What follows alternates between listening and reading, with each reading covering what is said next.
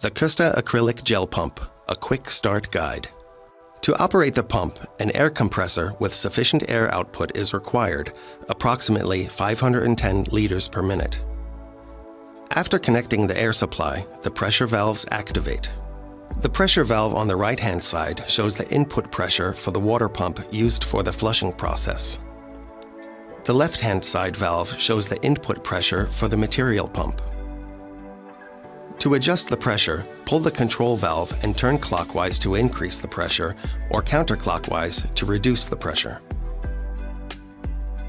The left pressure valve controlling the material flow has a transmission ratio of 1:25, meaning that at a 4 bar or 58 psi pressure setting, 100 bar or 1450 psi are obtained at the injection mix head.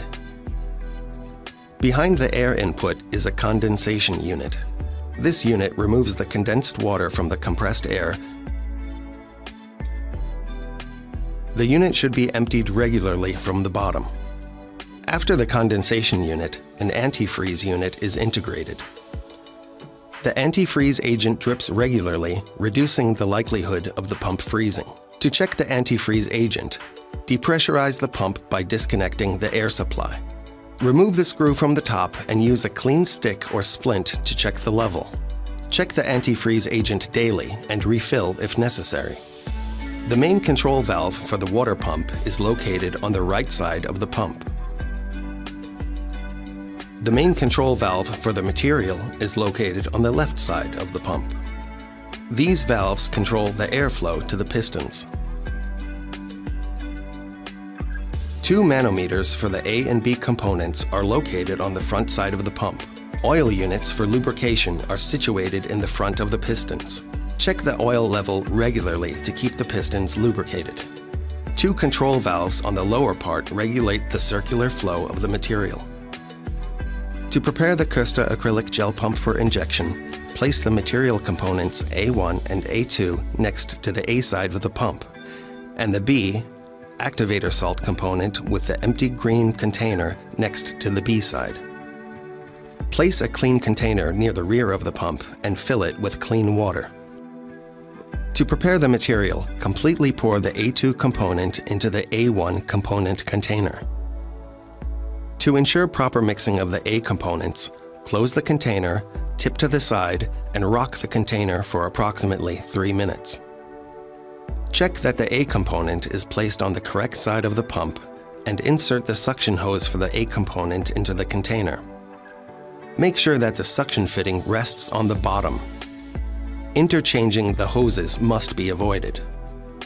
To prepare the B component, transfer the B component activator salt completely into the empty green container and then fill it with 21 liters of clean water.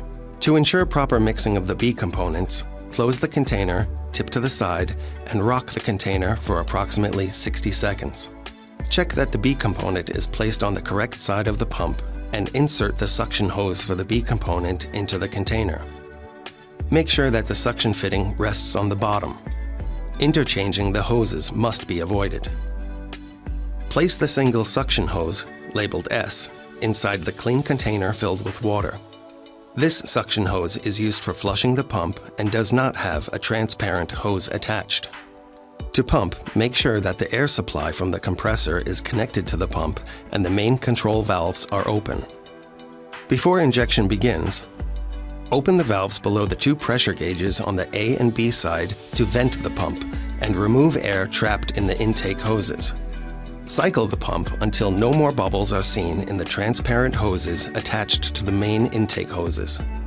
The pump is now ready for the application. For material testing, open the central material valve and flush out the water from the material hoses. Pump some material into a small container to check the reaction time under actual site conditions. Flush the pump before the material cures inside the injection mix head by closing the central material valve and opening the 2 water valves. After a few minutes, depending on the temperature, the material will turn pink, signaling that the chemical reaction is taking place. After approximately 8 minutes, the material has turned into a white gel. Remove the sample from its container and check the material properties. The reacted material should have a soft, elastic consistency. Cleaning the pump. For both A and B sides of the pump, a clean container is needed. Fill the containers with clean water. Remove the hose from the A component and drain the contents. Cycling the pump helps flush the hoses. Place the hose in the container filled with clean water. Repeat the process for the B side. Remove the hose from the B component and drain the contents. Place the hose in the container filled with clean water. Open the central material valve and flush out the material from the hoses. Let the pump run for at least 20 double strokes. Open the valves below the A and B pressure gauges and cycle the pump with water until no more bubbles are seen in the transparent hoses attached to the main intake hoses. Open the central material valve again and flush the water out from the hoses. Let the pump run for at least 20 double strokes. Refill the containers with clean water. Cycle the pump again to flush the valves and intake hoses. Open the central material valve and flush out the water from the hoses. Repeat the process once or twice if a long storage is planned. After flushing, the cleaning process is finished. Place the caps on the intake nozzles and store them in their compartments.